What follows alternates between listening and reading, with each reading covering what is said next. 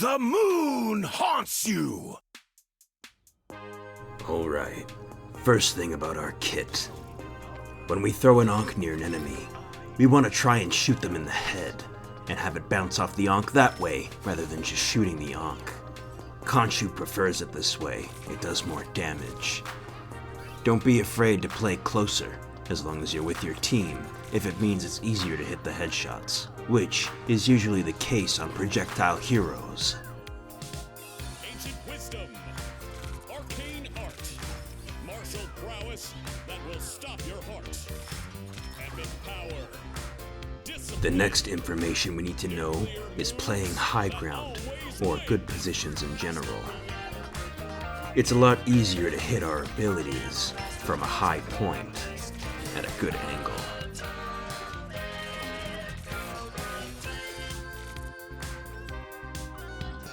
Also, a tip for our grapple hook. It's a lot easier and more reliable to aim it at the ground, and it will also give us maximum height.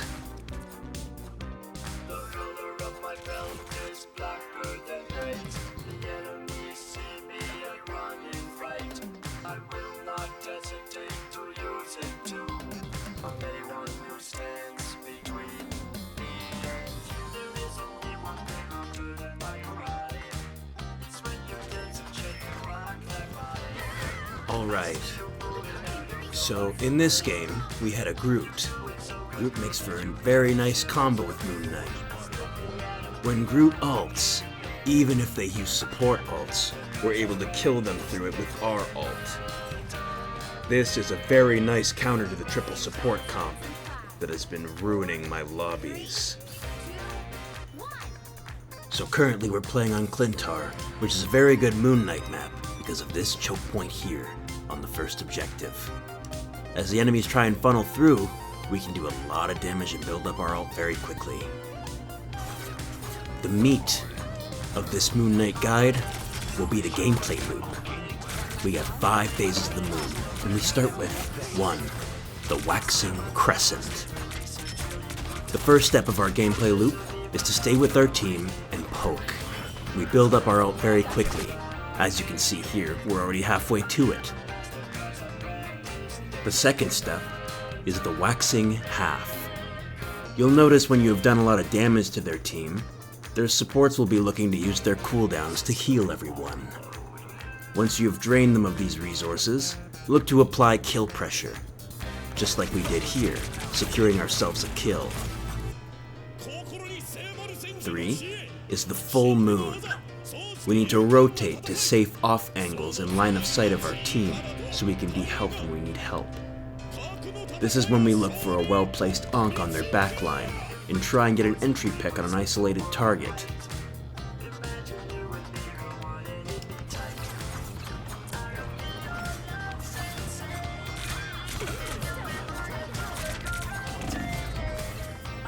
So here, when we get low, we just want to play cover and wait for help. The worst thing we can do here is die. So here, we move to an off angle, and we get a pick on the squirrel girl.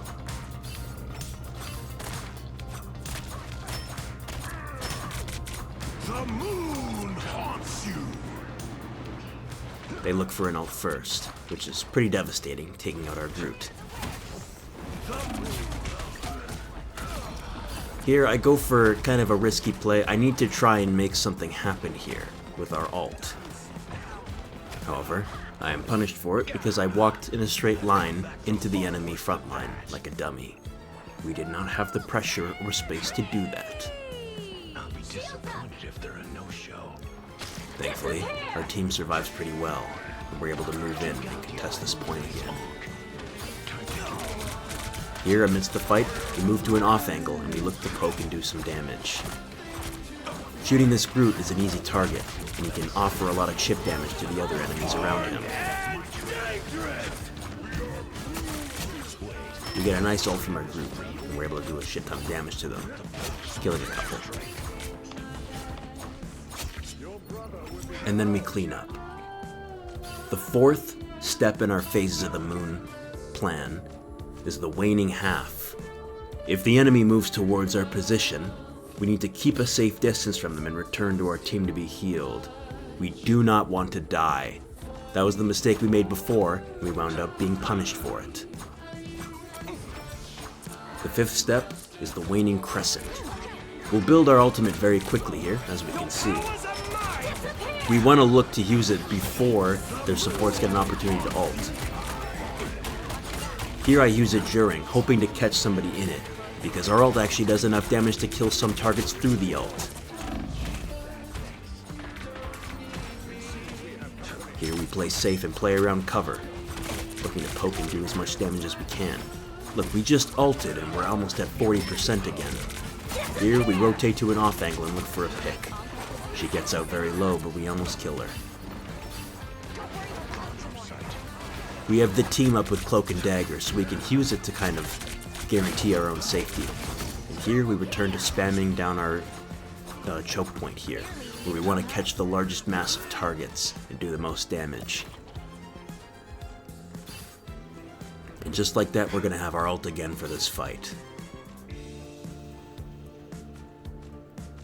Our key to winning fights is winning them decisively.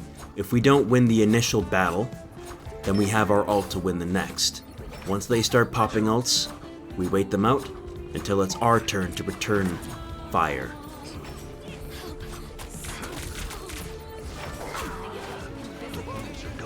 Right there, magic pushes us, we escape to cover, and we look for our opportunity to ult. And here, we annihilate them. And then we pose like an edgelord. Now, I'll let you watch the rest of this game. It's pretty short, but you'll be able to see how I succeed by following the phases of the moon. And if I fail, I wasn't following the plan. 30 seconds before you attack. Get ready. All you need to do is capture this area. Got it? Final score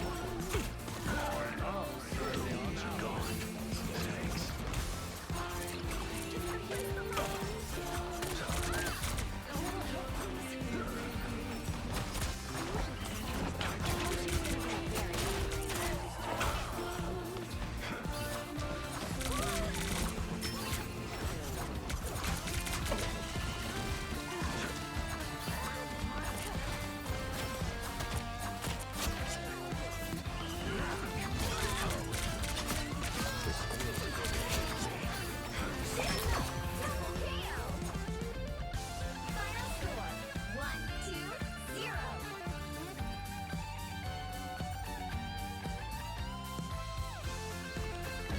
Another epic victory.